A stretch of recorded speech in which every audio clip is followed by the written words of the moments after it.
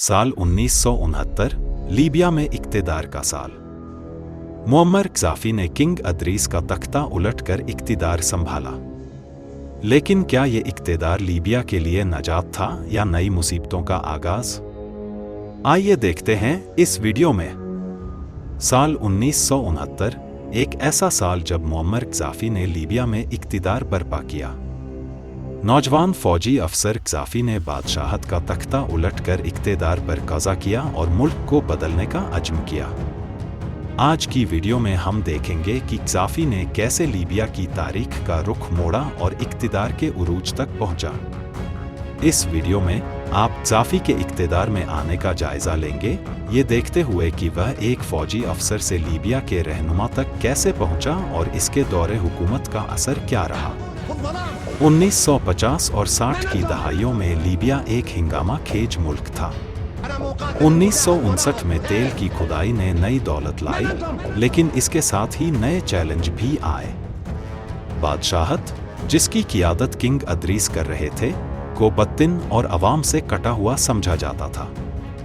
बहुत से लीबियाइयों को लगता था कि बादशाहत अपनी ताकत कायम रखने में ज़्यादा दिलचस्पी रखती है, बजाय इसके कि मुल्क के अहम समाजी और माशी मसाइल को हल करे। एक अहम मसला माशी तरक्की की कमी था। तेल की दौलत के बावजूद बहुत से लीबियाई गरीबी में रहते थे और मुल्क का इंफ्रास्ट्रक्चर गैर तरक्की याफ्ता था।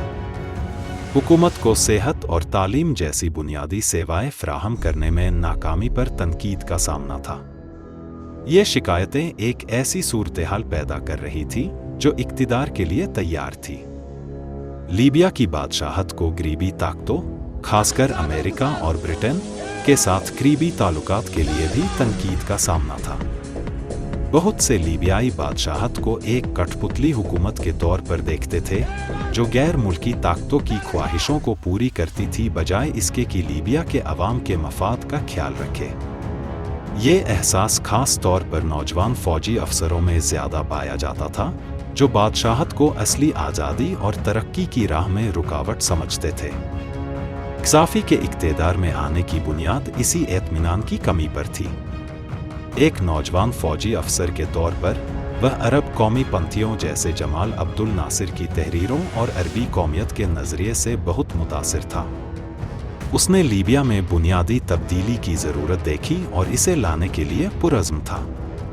गद्दाफी का नज़रिया उसकी मशहूर ग्रीन बुक में बयान किया गया था, जिसने कम्युनिज्म और सरमायदारी दोनों को मंशूद किया और इस्लामी उसूलों के साथ एक अनोखी किस्म के समाजवाद की हिमायत की। इसने तेल की दौलत की दोबारा तकसीम, अवाम को ताकत देने और एक नए, ज़्यादा मुनसिफ समाज की तश्कील की हिमायत की। यह नज़रिया बहुत से नौजवान लीबियाइयों के लिए एक ताजगी भरा मुआसिर माना गया, जो बददिन और जमूद से मुज़म्मिम बादशाहत से मायूस थे।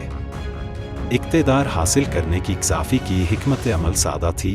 वह फ़ौज में अपनी मशहूरियत को इस्तेमाल करते हुए एक बगावत करेगा और फिर अपनी करिश्माई शख्सियत और विज़न के ज़रिए लीबिया के अवाम के दिलो दिमाग जीत लेगा।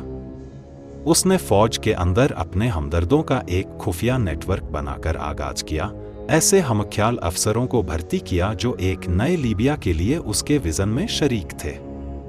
1 सितंबर 1969 को गद्दाफी और उसके साथियों ने अपनी बगावत का आगाज़ किया, अहम सरकारी इमारतों और फौजी तनसीबात पर कब्जा कर लिया।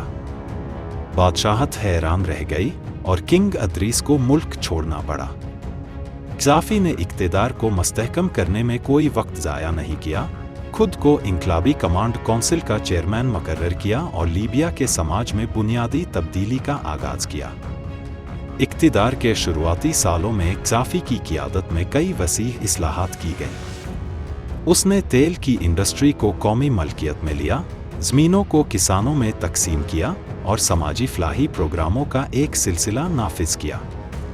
उसने बादशाहत के पुराने हुक्काम के खिलाफ सफाई मुहिम शुरू की, जिनमें से कई को कैद या मौत की सज़ा दी गई। ये कदम बहुत से लीबियाइयों के लिए अत्यंत मकबूल थे, जिन्होंने गद्दाफी को एक हीरो और अवाम के चैंपियन के तौर पर देखा। लेकिन गद्दाफी के नए निज़ाम से हर कोई खुश नहीं था। बादशाहत के कई हामियों ने जलवतन हो गए और बहरो मुल्क विपक्षी ग्रुप बन गए।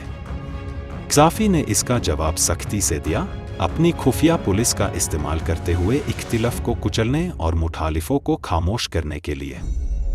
यह जबर का एक लंबा दौर शुरू हुआ, जिसके दौरान क़ज़ाफ़ी की हुकूमत इंसानी हुकूकों की खिला के लिए बदनाम हो गई। इन पेचीदगियों के बावजूद इक़्तिदार में क़ज़ाफ़ी के शुरुआती साल उसकी मीरास का एक अहम हिस्सा हैं। उसने लीबिया में असली तब्दीली लाई, गरीबों और पसमानदा अफराद को बाख्तियार बनाया और गरीबी ताकतों की बलादस्ती को चैलेंज किया।